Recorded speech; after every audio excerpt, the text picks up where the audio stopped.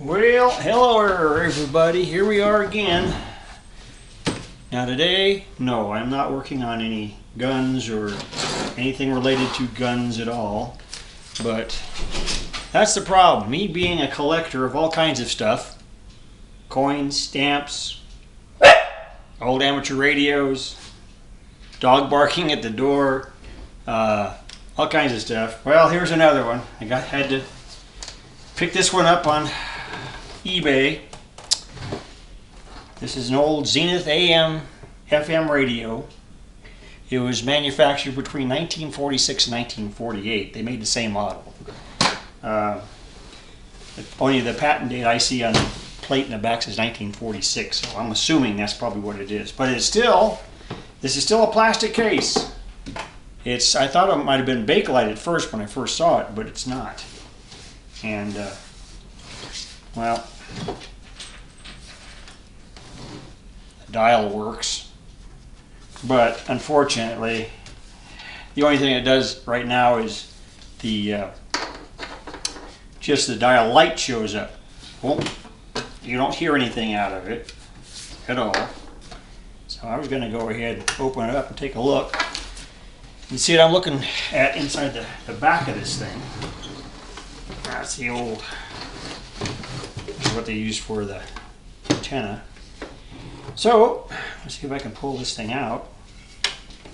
I've already taken the screw off the bottom. Currently that's all there is. And it's pretty rough. I don't know if you can see this or not, but look at, well, I don't know if I can do this right. Let's see here. I go bring it around this way. Let's take a look. That basically the speaker is toast. Notice it's all ripped all the way around. It's just all, you know, after that many years, it just all rotted away. So I'm going to have to replace the speaker on it anyway. Number one, even if I do get the thing going. What else we got here? Well, the other thing this thing had, which looked like it might be pretty bad shape, which I started to take apart, timber, is this selenium rectifier. It was in pretty bad shape. If you look, the wiring, this cloth covered wiring is actually rotting off. This thing here is, it's got bare wires going into the case. So if I ever turn this thing on anyway, luckily when I took this thing off, took it apart, it had insulation on it, but it fell off right after I took it off the side of the chassis. So, well, that plus, if you look inside there also, what do we have? We have these wax capacitors, paper capacitors, you name it, we got them all in there. Some are melting in blobs, you know. After that many years, obviously it needs a lot of work. So I'm going to have to go through this thing step by step. The rectifier is the first thing I'm going to change. I'm just going to get a pretty hefty diode for that, maybe a resistor to drop it down a little bit, but for the most part I'm going to replace most of the stuff on this thing. But a little bit different than what I've been doing lately, although I do have a lot of old equipment here. This old tube checker that still works. I bought this on eBay some time back and I got it to work and works pretty good on, so I'm going to use it for testing all these tubes.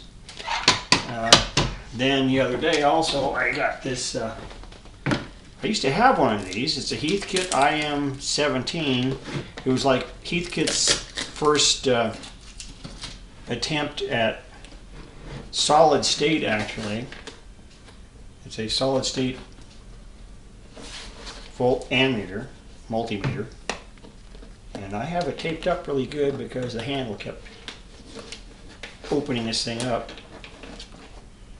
Let's see if I can get it off.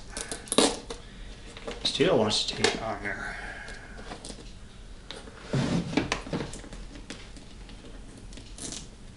There we go. I'll show you what this thing looks like.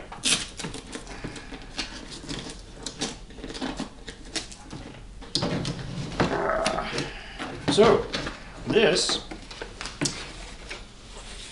is a Heathkit IM17.